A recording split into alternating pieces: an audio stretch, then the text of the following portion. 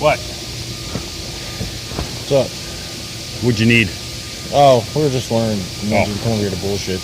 Oh, yeah. He texted me and said I have a special project for you, so I had to go fix something. That's all I can tell you. I can't even tell you guys.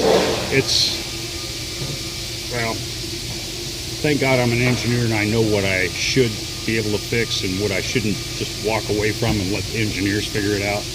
This one I could fix, but it's so horrendously ugly that's... Yeah, you don't have to tell. Yeah. It's...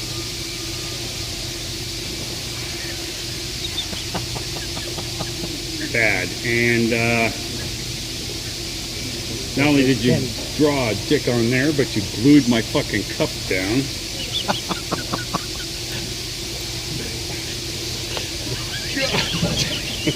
What the fuck did you use? Got a chisel? No. Oh no.